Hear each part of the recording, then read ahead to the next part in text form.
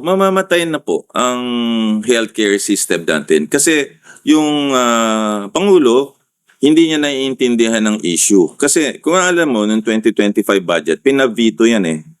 At meron akong sulat noon, umabot malaki.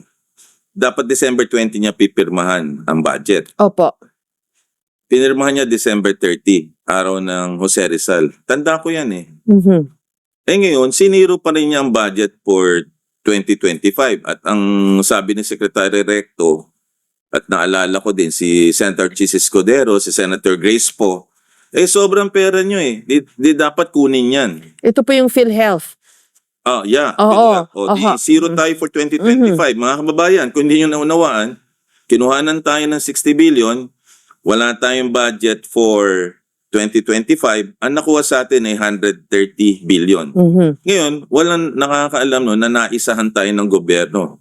Pera nyo yun eh. Ito ho yung contribution natin sa PhilHealth, buwan-buwan. Buwan-buwan. Kinakalta sa sweldo natin. Oo. Para pag nagkasakit ka, meron kang ayuda from PhilHealth. Di ho ba Exactly. ganon? Oo. Yung in principle. Oho. Yan ang tawag sa atin lahat, direct contributors. Mhm. Yung indirect contributors, apat siya na grupo. Okay. Ang una dyan, yung senior citizen. Opo. Number 2, may kapansanan. Mhm. Oo. Ang pangatlo, yung mahirap sa daga. Mhm. At saka yung 4Ps. Ngayon, ang perang yan, kinakaltas yan sa bawat taong naninigarilyo, umiinom ng alak, nagbe-vape, Mhm. at sugary drink. Mhm.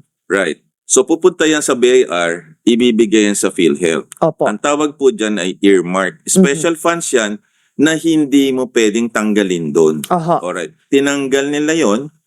So, violation ng gobyerno yon. Sila nag-approve, binayolate nila yon. Mhm. So, kaya ang healthcare natin mamamatay kasi wala kang pondo eh. Mhm. O saan kukuha ng pondo ang PhilHealth?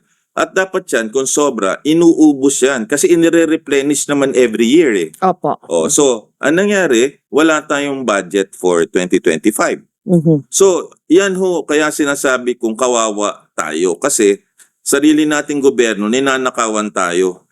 Sarili nating gobyerno, ninanakawan tayo, niloloko tayo. At sinasabi, eto yung mga nakukuha niyong benepisyo. Pero wala naman eh. In the real world, na katulad ko, nakikita ko, ang daming pasyente, pagpunta sa emergency room, pag nalaman nila yung babayaran, lalayas na lang. Tapos pipila sila na napakahaba sa DSWD, pipila kay mayor, pipila kay congressman, pupunta ka dun sa MAIP, yung Hihingi ka ng ayuda. ayuda, wala Mhm. naman. Tapos mako-confine ka ng matagal, magkakanda utang-utang ka. Sa madalit sabi, mangungutang ka, mamamalimos ka, magmamakaawa ka, o mamamatay ka na lang. Yan ang sitwasyon sa Pilipinas. Mhm.